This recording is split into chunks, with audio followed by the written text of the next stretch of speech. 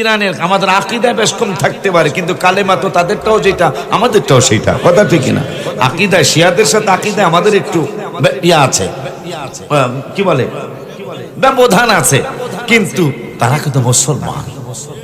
ইমাম খামেনি কত বছর ওই কোন এখন যে এটা তো এটা তো আমেরিকার শয়তানি, এখন যে ইরানে চলছে এটা তো আমেরিকার শয়তানি, কিন্তু ওনার প্রতি 100-র মধ্যে মনে হয় 100-র মধ্যে খামেনির প্রতি 90 জনের সমর্থন, কারণ উনি জুলুমবাজ সরকার না, কথা বলে না। ওনার আমলে যা হয়েছে ইরানের, ইসরায়েল যে এত বড় শয়তান, আমেরিকার দোসর, সেই ইসরায়েল 17 নম্বর পরাশক্তি, আর মুসলমান দেশ 57টা দেশের মধ্যে সবচেয়ে বেশি শক্তিশালী যেই দেশ, পৃথিবীর শ্রেষ্ঠ শক্তি 14 নম্বর শক্তিশালী হলো ইরান, সেটা আমাদের মুসলমান দেশ। মানে এটি তারা সহ্য করতে পারতেছে না যে মুসলমান ইসরায়েলের আগে আরো 4 নম্বর আগে বেশি শক্তিশালী, কথা কয় না। এই জন্য তারা খুব শয়তানি চিন্তা করতেছে।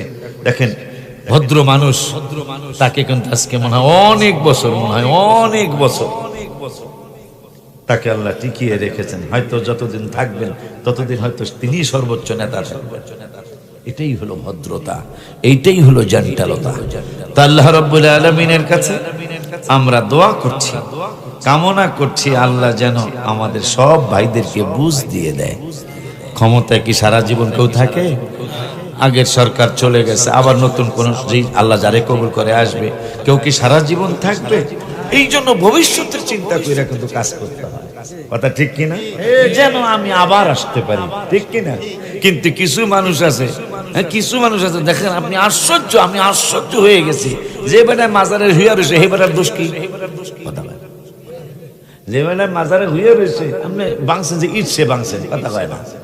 আমি যে ইট বাংলা লাভ হইব কি? তো এইবারের তোর বাংতারেন নাই, কথা ঠিক কিনা? এগুলা উচিত না, এগুলা ঠিক না।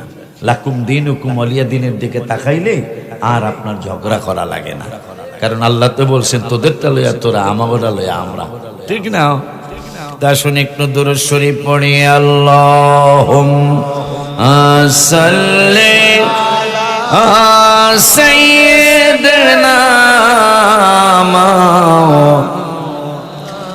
মুহাম্মদ ওয়া আলা সাইয়্যিদিনা।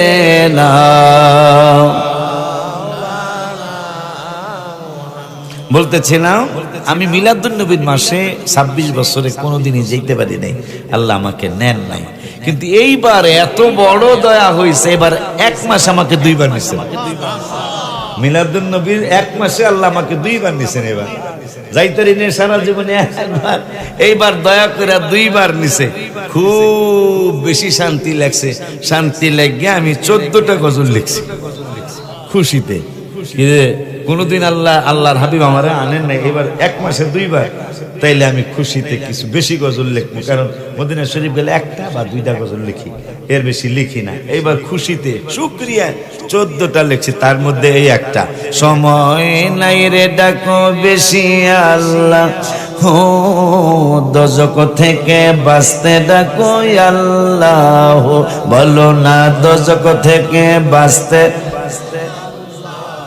ও হায় হায় সময় নেই রে ডাকো বেশি আল্লাহ, ও দোজখ থেকে বাঁচতে ডাকো আল্লাহ, ও বলো দোজখ থেকে বাঁচতে ডাকো আল্লাহ। মানুষ হলো শ্রেষ্ঠ জাতি, ইবাদতে করে ফাঁকি, শ্বাস নিঃশ্বাসের মালিক আমার আল্লাহ, হায় হায় শ্বাস নিঃশ্বাসের মালিক আল্লাহ, সময় নেই রে ডাকো বেশি আল্লাহ, বলো না সময় নেই রে।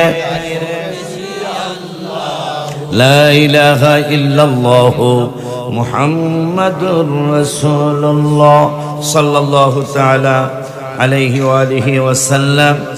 চাঁদ নাগেরচর, উত্তরপাড়া, কাশীপুর, বাইতুন নূর জামে মসজিদ ও যুব সমাজের উদ্যোগে ৫ম বার্ষিক ইসলামী সুন্নি মহাসম্মেলনের সম্মানিত সভাপতি